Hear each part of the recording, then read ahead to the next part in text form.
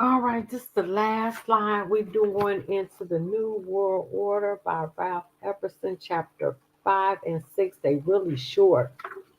And chapter 5 is Secret Societies. An invisible hand is guiding the populace, a quote by Lafayette. Arthur Edward Waite, a prolific writer on secret society, wrote, "Beneath the broad title of human history, there flow the stealthy undercurrents of secret societies, which frequently determine in the depths the changes that take place upon the surface." Another who wrote about the power just beneath the surface was President Woodrow Wilson, who made the startling comment, "There's a power so organized, so subtle, so complete, so pervasive, that they had better not speak above their breath when they speak in condemnation of it." So these two writers have warned America that secret societies have been arranging the major events of the past. And President Wilson warned those who were quick to condemn these organizations that they had better be cautious. Albert Pike also, in his book Morals and Dogma, he wrote, had two doctrines, one concealed and one reserved for the masters, the other public. One such secret society with two doctrines was the Illuminati, and Professor Westhap is the founder and boasted of his organization's secrecy. He realized that this secrecy would enable them to decide the fate of nations, and because their deliberations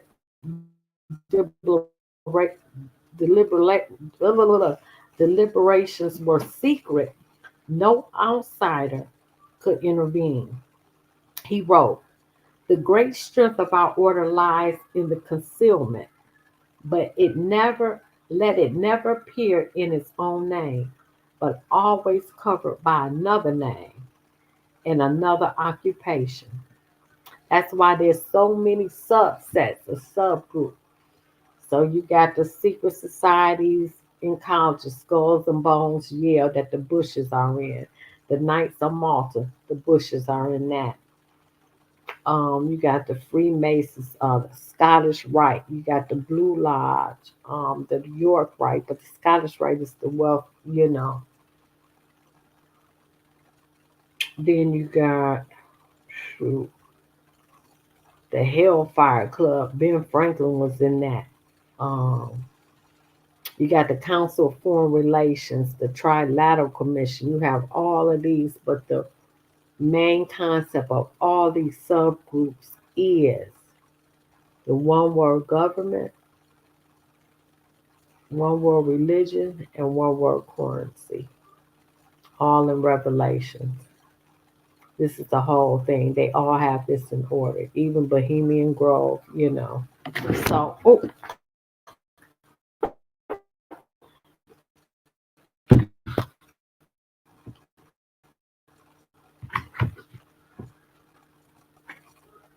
Adam Wessup, he realized that this secrecy would enable them to decide the fate of nations, and because their deliberations were secret, no outsider could interfere.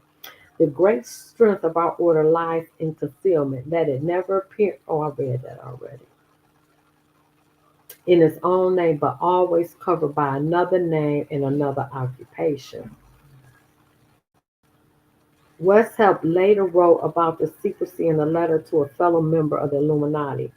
"Nothing can bring this about, the New World Order, but hidden societies. Hidden schools of wisdom are the means which will one day free man from their bonds. The bonds of religion, as will be detailed later, princes and nations shall vanish from the earth." So the secret societies were created to bring the world to the new society known as the New World Order. The members of these organizations obviously feel that their goals are so noble that they may perform whatever tasks are required of them to bring that goal to fruition. This means that murder, plunder, and lying all become acceptable as these methods assist its members in obtaining their goal. But the Masons want the world to know that they are not one of the societies involved in the changing of civilization. They are quick to rush to their own defense. Albert Mackey attempts to clear the air about those who have been charging them with some of these activities. He wrote in the Encyclopedia of Freemasonry, there is no charge made more frequently against Freemasons than that of its tendency to revolution and conspiracy, and to political organizations which may affect the peace of society or interfere with the rights of government. It has been the unjust accusation of every enemy of the institution in all times past that its object and aim is the possession of power and control in the affairs of the state. It is in vain that history records no instance of this unlawful connection between Freemasonry and politics. It is that which expressly forbids such connections. Where every president since Woodrow Wilson been a 33rd degree Mason. Trump is a Mason. Yes, he is. So, and then you had the 9-9, the Black Boule. Those are the fraternities and sororities who are the gatekeepers of the puppet master. So, it is what it is. So the public is to believe that just because their constitution forbids such activity, the Masons do not engage in it. But the evidence that connects the Masonic lodges to such activity continues to accumulate, Mr. Mackey's denials notwithstanding. Chapter 6, Concealed Mysteries. In all time, truth been hidden under symbols. Symbols are nevertheless ingenious veils that cover the truth. Thus wrote Albert Pike, the sovereign grand commander of the southern jurisdiction of the Scottish Rite of Freemasonry. There certainly seems to be a power in knowing something that you can't tell your family, friends, children, or business acquaintances. Adam West had said it best with this quote: of all the means I know to lead men, the most effectual is a concealed mystery. The power of hidden symbols was alluded to by another writer, Foster Bailey. He was married to Alice Bailey. In his book, The Spirit of Freemasonry, a symbol veils or hides a secret and is that which veils certain mysterious forces. These energies, when released, can have a potent effect. There are many who can attest to that simple truth. Organizations with concealed or secret initiation ceremonies abound in America. College fraternities and sororities teach the college student to accept secret initiation ceremonies and hidden knowledge at a young age. The Masons intended for adult males have similar organizations for their young sons and daughters and other secret organizations for their wives. All of these organizations tend to prepare their male members for further service in the master secret organizations, the Masons. However, the Masons are quick to point out that they conceal their truths from general public. Manly P. Hall wrote, it is for the adepts, and adept is defined by the dictionary as one who is an expert. But there's an esoteric definition that shall be discussed later. One to understand the meaning of the symbols. He further instructed his readers that understanding the symbols can make one wise, and understanding of these symbols is the beginning of wisdom. Max Toth, a writer of the Great Pyramid of Giza in Egypt, wrote, the knowledge of ancient mysteries was never revealed to the layman except through the media of symbols. That's true. Symbolism fulfilled both the need to conceal sacred truths from the uninitiated and to offer a language for those qualified to understand it. Whatever these secrets are, one writer on the subject feels it's time to make them public. Alice Bailey, one of the key writers of the New Age movement, she wrote, "The hour for ancient mysteries have arrived. These ancient mysteries were hidden in numbers, in ritual, in words, and in symbology. These veil the secret." Another writer who writes on the order, Carl Claudy, told anyone who read the Masonic literature that they had best understand the language or they would miss the true meaning of the words, he wrote. He who hears but the words of Freemasonry misses their meaning entirely. Rex Hutchins, a 32nd degree Mason who has written a book for the Masons, one so important that it was used to replace one written by Henry Clausen, a former sovereign commander, also informed his readers that his writings also concealed a secret. The word reveal means to reveal. So reveal is Reveal, but it means to reveal, Reveil, to lift the veil. Oh, that's deep. That is to give one explanation, yet continue to maintain the mystery of the symbol by not yet explaining it in its full and complete manner. So the language code must be broken if one is to learn the truth about the Masonic order. The reason that this is so is because the Masons have admitted that they have concealed the true meaning of some of their language. However, it is possible to know the true meaning of at least some of the hidden language, and the reader can be certain that the discovered interpretations are correct because the Masons themselves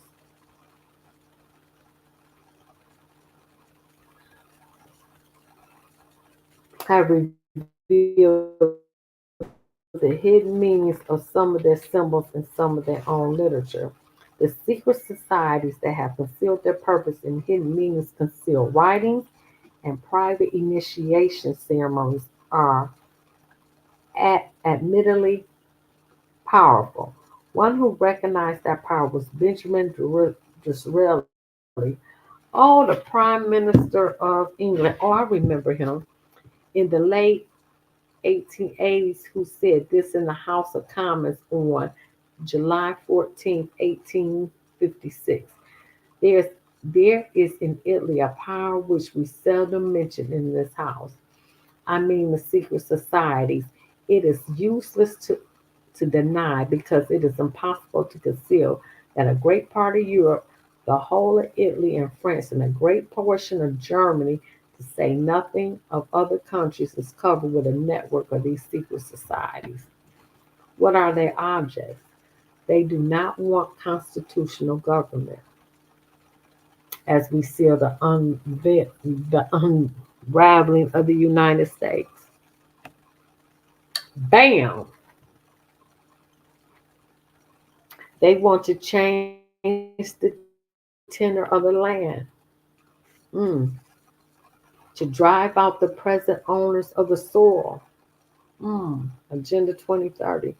And to put an end to ecclesiastical, meaning ecclesiastical, meaning religious establishments. It's coming. The Masons know that concealing secrets from the rest of the world. Carl Claudy, a Mason writer, told his readers that secrets are inside secrets, which are inside other secrets. He wrote, cut through the outer shell and find a meaning, cut through that meaning and find another. Under it, if you dig deep enough, you may find a third or fourth who shall say how many teachings. And even the communists use concealment.